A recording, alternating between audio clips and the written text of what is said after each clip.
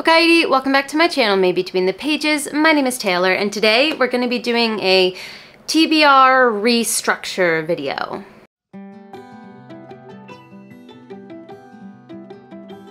Now, I am a planner. I have always loved myself a good TBR. I love box checking, naming out all the books I'd like to read, and then feeling that satisfaction at the end of the month when I see how much of, that list I've read.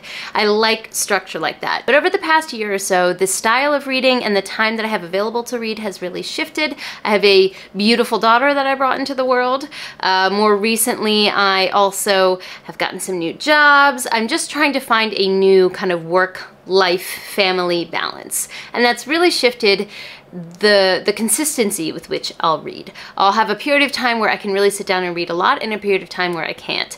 And unfortunately, a month isn't really a long enough time for me to kind of balance out those different times that pop up. So I think for me, what's going to be best is if I shift to a seasonal TBR kind of structure. It gives me some more time to mood read and wiggle room for if I don't have as much physical reading time as I'd like and have to do audiobooks for a while, then I can, there's enough time to kind of, balance that out is what I'm trying to say. I'm not explaining myself very well, but I think you get what I mean. So I just kind of wanted to have more of that loose structure, a little bit more wiggle room. So what I'm going to be doing is splitting it into a spring, summer, fall, and winter TBR, although all of the books are not particularly connected to the season at all. It's just for my brain, that structure seems to work. And so we're gonna split it into different 3-month sections. My winter block is gonna be December, January, February, spring, March, April, May, summer, June, July, August, and then fall is September, October, November. That's just, again, what makes sense to my brain. And I want to do what's easiest for me right now. That means that my wrap-ups are also going to kind of shift in style because I usually have a monthly TBR, monthly wrap-up kind of set. But I think 3 months worth of books might be a lot to talk about in one video. I'm not sure. So we'll see if I decide to do one per seasonal TBR, or if I do a more recent read style where if I think I've read enough, I'll come in and check in with you guys. One thing I definitely will do though is have a reflection on each seasonal TBR once we reach the end and just see in general how I did, because the checkboxy part of my brain still really wants to do that. And I know some of you might say, well, if they stress you out and you don't have enough time, why do a TBR at all? Like, just don't do them. And I hear you.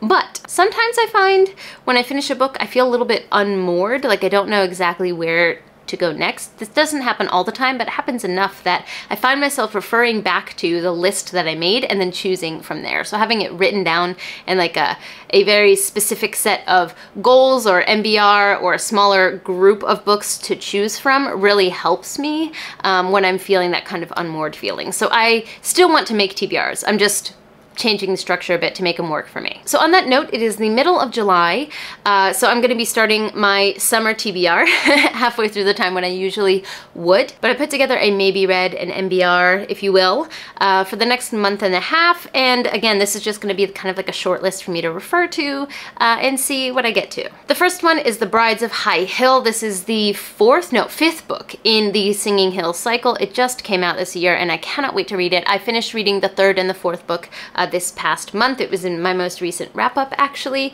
and I am loving these. They are fantastic for when I go on walks with Sumire. I just put on an audiobook and we take a stroll, although it's way hotter now and strolls are a little less frequent. This is one of my favorite ways to spend that time. So I can see myself getting to this one quite quickly. The next is Now We Are 6, which is the 4th book in the original Winnie the Pooh quartet. I will have read the first 3 by the time this video goes up. And the 4th one is a collection of poems, just like the 3rd one is, I believe. Correct me in the comments if I'm wrong on that, but I think that's the case. And my Japanese library had the first 3. They didn't have the 4th one, but I assume that's because someone checked it out. Like, I don't know why they would have the first 3 and not the 4th. So I'm gonna go back and check and see if they have it again when I go back to return this most recent set of books that I got. So hopefully they'll have it because I really enjoy reading these physically. I mentioned in my most recent wrap-up where I was talking about them that I think that the illustrations are absolutely key for why these books have the charm and like the whimsy that they do. So I really want to read these physically. So I hope my library has it. But that is also on the MBR. In the same vein, I have Return to the 100-Acre Wood and The Best Bear in All the World. These two are books that were added later to the original quartet. It was approved by the Winnie the Pooh Foundation, I think. So while these aren't by the same author, they are officially labeled as book 5 and 6 in the series, and the completionist in me wants to complete the series. So Return to 100-Acre Wood has some iffy reviews. Like I don't know. I don't have very high expectations going into that one. But The Best Bear in All the World has much better reviews. So I don't know. We'll see. We'll see what I get out of these. These are not at my library though, so I'm gonna have to get my hands on these in another way. Maybe my US library will have them. Although that means I can't read them physically, but you know, we work with what we got. The next one is Of Darkness and Light. This has been a continual background read for me for the last like month or so. The beginning I was very gung-ho about reading this book, and then some other books distracted me, and I just kind of haven't been able to sink my teeth back into it yet. It is a buddy read that I'm doing with a friend, and both of us have kind of stalled out, so I'm hoping to kind of, you know, pick up that momentum again, because I would like to read the Bound and the Broken entire series this year. We're halfway through the year. We'll see. We're working on it. But this is a chonker of a book, so, you know, little by little I will make my way through it, I'm sure. It does read really quickly though when I do sit down to read it. It's just remembering to choose that book over another book that I might be reading physically that tends to get my attention more than an ebook that I'm reading. Now the next 4 on this list are actually secrets. I have a reread vlog that I've been working on for a long time, and 4 of these books are associated with that project. It'd be kind of fun if you want to leave in the comments down below which books you think I'm going to be rereading for this. I'm having such a good time with this project. So while these 4 cannot be mentioned in this video, not yet, it won't be too long before you get to see what these books are. There are 2 other Spiffbo reads that I want to get to in the next month and a half. The first is Seeds of Inheritance, and the next one is Oathbreakers Anonymous. As usual, I don't talk about the Spiffbo books that I'm reading before the official review comes out on Before We Go blog, so you know, I'm not going to be talking about these too much, but they are on the MBR as well. Those of you who watched my June TBR may be giggling at this one because it's clear the fact that it's here that I did not get to it in June, and that is Locklands, the 3rd book in the Foundryside trilogy, or the Foundress trilogy, I think. The first book is Foundryside. I loved Foundryside. I don't think enough people have read it. It's a fantastic romp of a book that is a genre blend. And I also really enjoyed the second book, Shorefall. Not quite as much as Foundryside, but I really liked the themes that Bennett was dealing with in that second book. Ideas of like godhood and humanity and where our moral compasses lie, depending on where we are on that scale. Very, very interesting. So I really do want to read the 3rd book. I bought this as soon as it came out. Haven't read it yet. It's a shame. It really is. It's awful. And another huge goal of mine this year is to finish out series that I have open. And there's really no reason why I haven't closed this one out. I'm excited to read it. I'm interested in it. I adore the series so far. It's one of those books where like maybe I'm subconsciously keeping myself from it because like I don't want to dislike it. I don't know, but I really do want to get to this. So this is also on the MBR. This next one is also one you'll recognize from my failed section of my June TBR, and that is Children of Memory.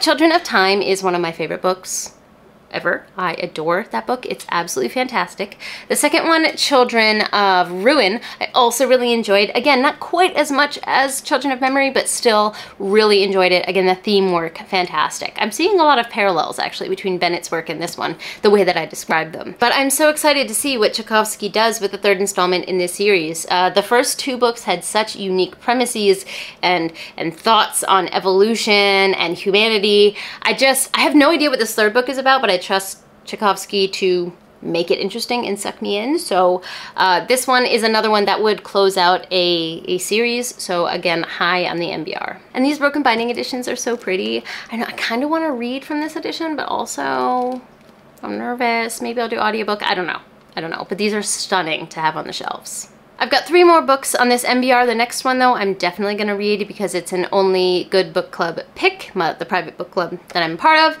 and that is The Book That Wouldn't Burn by Mark Lawrence. I've wanted to read this for a really long time, and we do like a random number generator in the book club, and finally one of my numbers came up.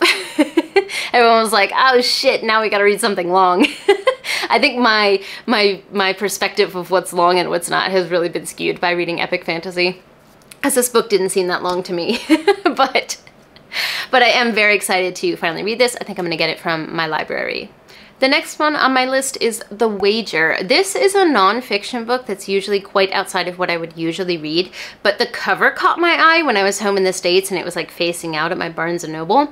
And also the little tagline underneath. So it says, The Wager, a tale of shipwreck, mutiny, and murder. And I do love me pirates. I love me mutiny and murder on the seas. I don't know, I'm intrigued, I'm interested. I'm not gonna read the whole blurb, but one sentence to kind of give you guys an idea is, on January 28th, 1742, a ramshackle vessel of patched together wood and cloth washed up on the coast of Brazil.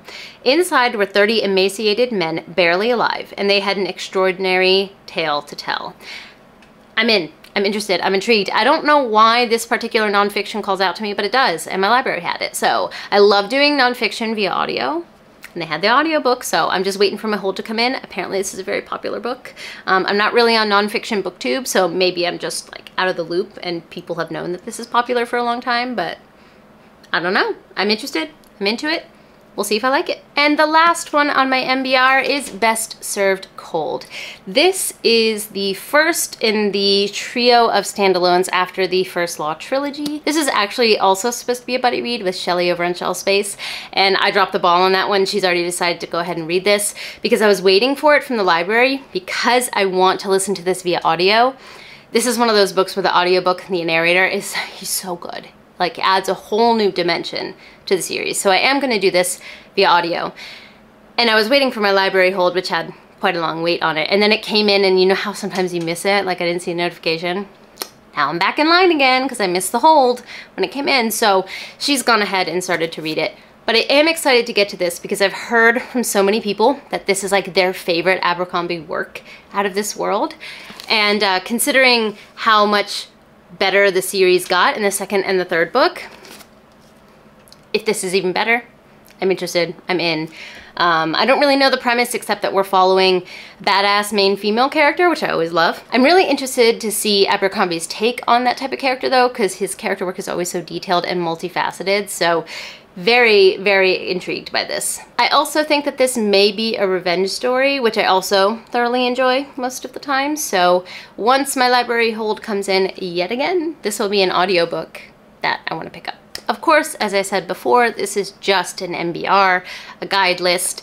I've been mood reading more in the last year of my life than ever before, so there'll probably be some surprises in my wrap-up, but that's part of the fun, right? When you get a surprise book or two in there. I'd love to hear your thoughts on this new TBR structure. What do you do for TBRs, and what's your relationship with them? Are they something that you really enjoy or something that you find stressful? Would love to chat about that in the comments down below. Don't forget to like, subscribe, and click that bell. I'd love to have you as part of this community, and I appreciate it. But for now, I'm gonna head out. Jenny!